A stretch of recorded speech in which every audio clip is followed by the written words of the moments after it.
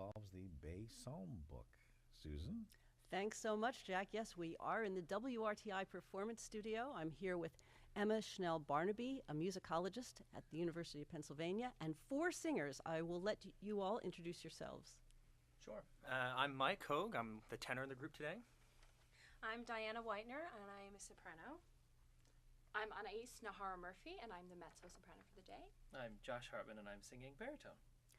And we'll be listening to you sing selections from your program that you will be doing tomorrow night at the Rosenbach Museum and Library, a program called Singing the Bay Psalm Book. Now, these psalms, I understand, are from a book that was the first printed book in America in 1640. Yes, and so I was approached in the fall to create kind of a program around what would be the Bay Book of Psalms printed in Massachusetts in 1640. And we really came up with this group, Craftworks. Not really out of that, but it's something that Craftworks is kind of known to do. Get together, it's professional musicians get together on Friday to record a podcast, talk about what's going on in the world of music. And so a project such as this would fit right into our vernacular of things that we do. And also all of us are church musicians, where we sing a lot in some of the high Anglican churches, in Philadelphia, Presbyterian churches. And so it's really in our blood already. And so this group kind of gets together and workshops different projects such as this. So it's craftworksmusic.org. Great. So Emma, tell us about the first psalm. So the first psalm we're going to hear today is Psalm 27, which in the prose version that most of you might know in English is known as "The Lord is my light and my salvation." So it's like a declaration of faith. And the tune's called York. It's probably written in England in the 16th century. And it was harmonized by the father of John Milton, the author of Paradise Lost, so John Milton Sr. So that's kind of an interesting fact. He was actually a well-known composer and arranger in the 16th century. So let's have it.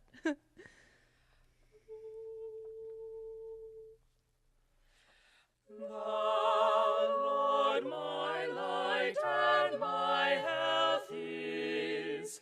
What shall make me dismayed? The Lord is my life, strength, and whom should I be then afraid?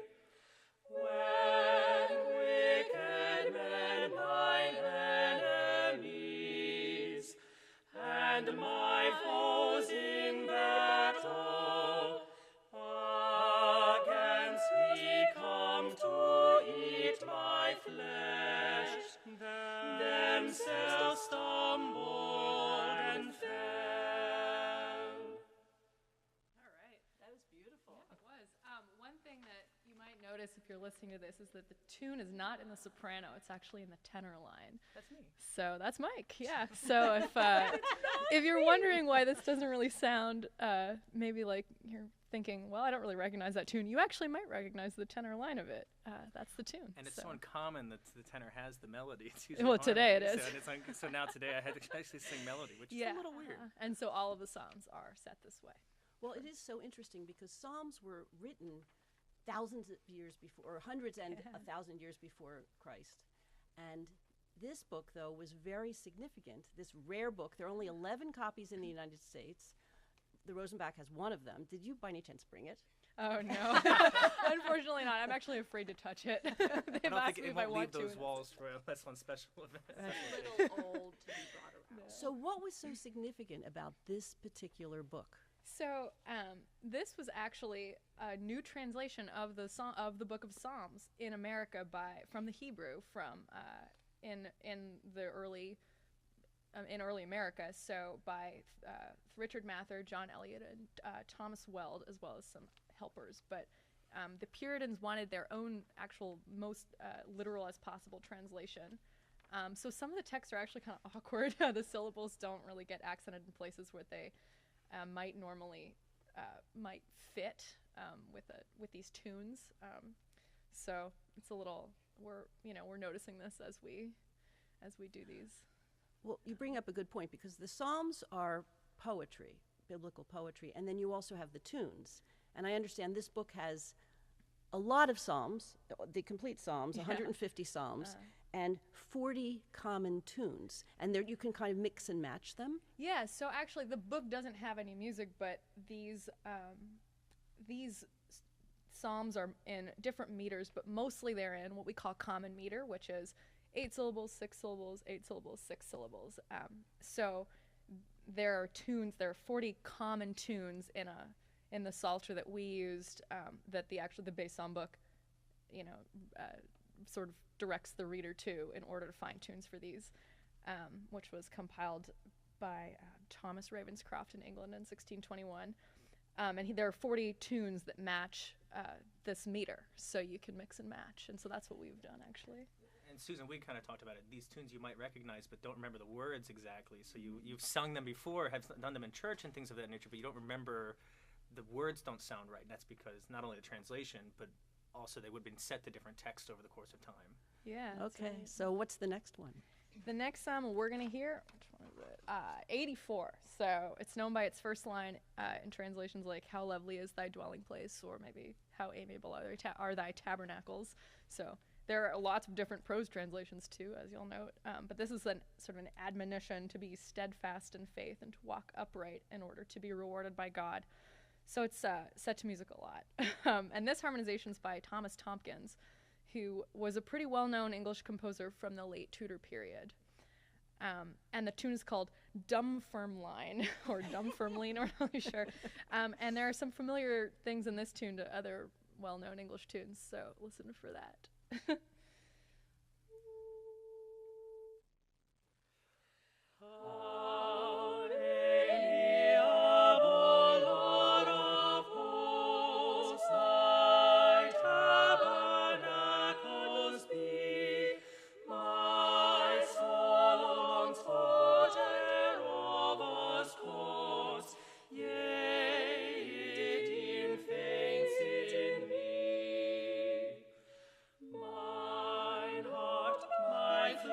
Also cries out after the living God.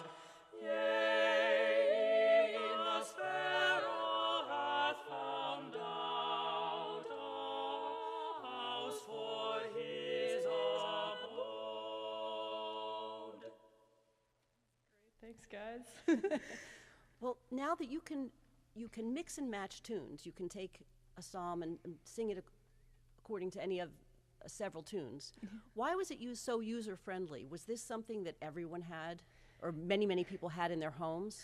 Well, this particular Ravenscroft Psalter, we don't know. There have been copies of it that we can trace to the Massachusetts Bay Colony, but this wouldn't have been the way that these psalms were sung in church. But like Puritans in early America, they sang a lot of psalms in their daily lives. It was a really big part of their life outside of church as well. So this would have been kind of like the way that they might have sung it in their homes, and musically kind of literate families, because not everybody could read music, but some could. And this isn't how they sang them in church, which was a little bit different. But this, this was something that people would do for fun, or you'd invite your neighbors over and sing some psalms like this. This is so much fun. I think it's fun. And if this were the first book printed in America, there must have been some excitement about it as well. Yeah. It definitely would have been common. It would have been. There's a reason why it's the first book. It was something that everybody would have really wanted. It was a very market. There was a market for it. Yeah, it was very important to the Puritans to have their own literal translation, as we've mentioned. And this was the kind of the most important. Scripture was the most important thing for any kind of group after Christian sect, I guess, after the Reformation. It was very important to have for everybody to know and be aware of Scripture in their own language. And probably people used it to learn to read and write as well, because there weren't public schools at the time, I guess. Absolutely. Yeah, and reading was so important to Protestants because of the sort of personal relationship that Protestants have with Scripture. If you can read it, then it's kind of that's ideal. So a good way to actually learn to read and write and memorize these things, and kind of like become imbued with scripture from a young age, was these settings of metrical psalms, because they're so easy to memorize. Their poems, they rhyme, all that. So introduce us to the next one, please. All right, the next psalm is going to be Psalm 22, which is an individual lamentation, beginning with, in prose, my God, why have you forsaken me? And it's actually oftentimes part of the liturgy for Maundy Thursday, or the day when Christians celebrate Jesus' Last Supper. So that's coming up next week, actually, on the liturgical calendar. And it has a similar tone to Jesus as told in the Gospel of John, asking God to deliver him from what he knows is going to happen the next day, Good Friday, the day he was crucified. So the tune is called Chichester, and most of these tunes, as you might be noticing, have the names of English cathedral towns. And they may have originated in these places, but the practice of naming tunes after English towns has been a trend since then, which is kind of fun. So this was actually harmonized by Thomas Ravencroft, who was the compiler of this set of tunes.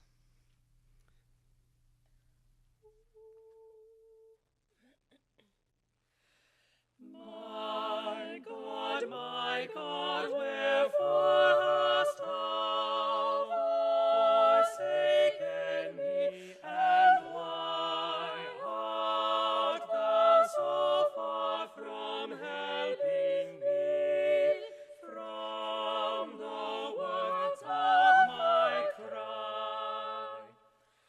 Oh my God, I do cry by day, but me thou dost not hear, and ache by night, and unto me no quiet rest is there. All right. Thanks, great. guys. Now, you didn't bring the 1640 No. rare book, but you did bring a volume of something. Yeah, so I have it's called a Manual of Christian Psalmody, a collection of psalms and hymns for public worship. And this book, if you're not on the Facebook Live feed, it's a book published in 1832 by Perkins and Marvin, and they had a press in Philadelphia, so this might actually have come from Philadelphia. And I was given this by my first music teacher, who knows that I love hymns and also the history of English church music, which is what I'm doing a PhD on right now. So this is a collection of metrical psalms, and instead of just one of each psalm, there are actually several. Like right now there are 13, 13, 13, 13, so 4 just of Psalm 13, and they're in different meters. So some of them are in long meter, which is 8 syllables per line, common meter, like what we've been doing, and 7 syllables per line. And they actually have tune suggestions. So that's it's kind of fun. There's no music in this one either, but it's easy to kind of collate with a book that does have tunes in it, and you can sing them or any of the other tunes in these meters. So this kind of is an example of how metrical psalmody continued to be important in the United States after the Massachusetts Bay Colony time, when the Bay Psalm book is from. So people wrote them. People like to have little devotional books like this. This was kind of a common thing. So this is the oldest thing that I own. And it's kind of a cool thing that's special to me. So kind of when we're learning about these psalms, we're learning about a way of life. Yeah, we are. It's a very important. A window into the past of what really was is. important, and they would have thought these to be important, but the materials they had were not necessarily saved like we do today. Mm-hmm. They would have known that these were important, but it was just kind of a part of culture. These were never going to go away, or at least they thought of it. And we live in a very secular society now, but these things were as much a part of the fabric of the community as anything else. Absolutely. And so this was just another daily part of your life, that you would be singing psalms at night in your house. I don't think that'd be necessarily while you're maybe us or having fun doing it, but this is not what people do in there at 6 p.m. after they're done with dinner. They don't do that. Maybe not in your house. I'm Just not kidding. but in my house we definitely sing psalms after dinner. I'm We not are- kidding, we did do that. We did. I do Okay, that well, I'm full of frequently. musical nerds here in the studio. Yeah. That's- I don't know. Okay. Yeah. What's the I'm next gonna do the next one. So the next one's Psalm 121. I will lift up mine eyes to the hills. There's a really famous musical setting by Felix Mendelssohn for 3 upper voices called Lift Thine Eyes, which is also a translation of this psalm from his oratorio Elijah. But this is a psalm about trusting in God. And so they'll be singing it to the tune called Windsor, which we know was written by Christopher Tye, who was a pretty famous English composer who lived about the same time as Henry VIII. So he was actually writing before the English Reformation, which was kind of interesting. But they reappropriated this as a very Reformation-friendly tune. So. I to the hills lift up mine eyes, from whence shall come mine aid?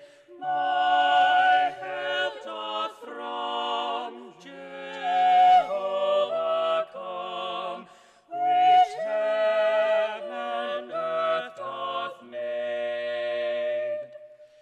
He will not let thy foot be moved, nor slumber that he keeps.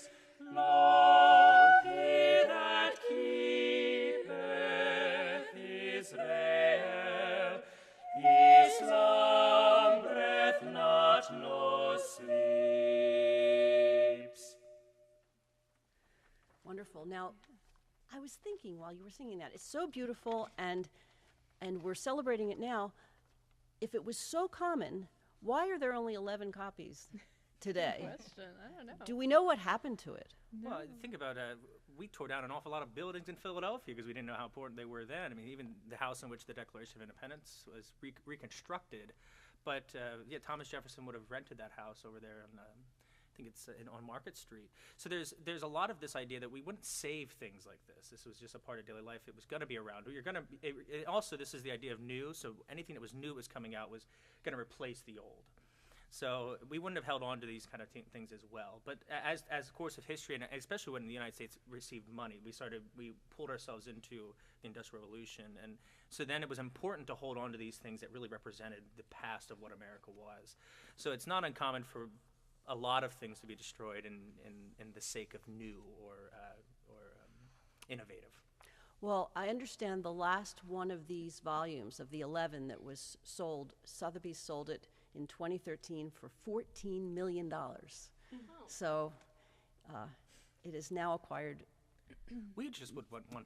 That's all we want. Yes, right. Just want meager Right, 1%. right. Yeah. Well, Okay. I think that actually speaks to I mean, there's kind of an archival obsession with early America things. And, I mean, it's a historical phenomenon, kind of the idea of archiving. And this is something I think about a lot as as a historian. And the value of things changes over time in really cool ways. And it's pretty cool to be able to look at that and think about how, like, this wasn't something that was so commonplace in 1640. I mean, it was still expensive to publish books then, so maybe not as commonplace as we think, but it's how much its worth has changed just because of, our own priorities and historical imaginations, I think. And so it connects us to our past. Yeah. And it also makes us realize that a lot of the practices we have today are familiar and we see where they come from. Yeah. Yeah, to think that you were doing things today based on things that we did in 1640, or it's just, we don't even think of it that way. We really disassociate ourselves with the past a lot of the time. That, oh, well, that was before, it's not really now. But it really wasn't that long ago. And a lot of the things the traditions we have today are really birthed out of these traditions of the past. Yeah, and so I actually like to take our last example today. So is kind of our most familiar one. So we all sing in churches, and this is a part of history. It's an interesting, I think, being part of the tradition of this long, this long tradition that kind of connects us to the past is kind of powerful. And it's the religious services today are very different from anything that would have happened in early America. But I think it's pretty clear to, I'm sure, all of us that Psalms are a really important part still of religious services and that we are part of, at least in the Christian tradition. So the Anglican and Episcopalian tradition, which I think most of us are familiar with, and that's my area of study, so I don't usually speak about other ones just because I don't have any authority on them. We set psalms usually in English prose, so not meter, and they're sung either in plain chant, sort of Gregorian chant style, or in Anglican chant where we 4 voice parts sing the words together in block chords. But what these metrical psalms really do resemble in a lot of different Christian denominations today is hymns, hymn singing. And a lot of hymns are set just like this in 4-part harmony and with tunes that date from around the same period. So and usually now, as we said, the melodies in the soprano are the top voice. But I mean, it's not uncommon to walk into any Episcopal church in Center City, Philadelphia, and hear a tune just like this being sung almost just like this. So the words would probably be different. They wouldn't necessarily be psalm paraphrases, but that's kind of the nature of these common meter tunes, the mix and match. So writers since the 17th century have been writing poems and hymns in these meters and in other familiar ones. And words and tunes still sometimes have interchangeable qualities. For instance, if you look in a hymnal, you might see 2 or more musical settings of the same words right next to each other. So we've saved the most familiar tune for last, and it's we kind of talked about it, and I remember when Josh and I were transcribing these, he kind of said, "Oh, I know like some of these tunes. That's cool." And yeah, so this watching their flock by night. Yeah, this last one is the tune's called Winchester Old, which is distinguished, yes, from Winchester New. They're really creative with the names. This one's actually still in at least it's in the hymnal 1982, which is what we use in most Episcopal churches, and it's usually sung to the text while shepherds watch their flocks by night. So some of you might recognize it, which is kind of cool. Mike, actually, would you mind like humming the first? We all know it. Yeah,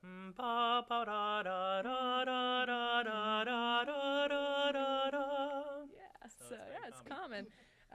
Common tune. So yeah. the right key too? No. Perfect pitch like you guys. All right. So it's also we've also said the most familiar psalm text, I think, for last.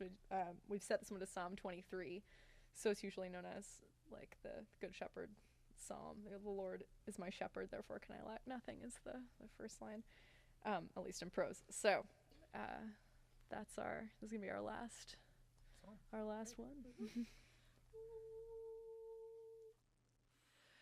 Lord, to me a shepherd is, what therefore shall I die? Lead in the fields of tender grass, doth cause me down to lie. To waters come me gently lead, restore my soul doth he. He doth in paths of righteousness for his name's sake me lead. Thank you so much.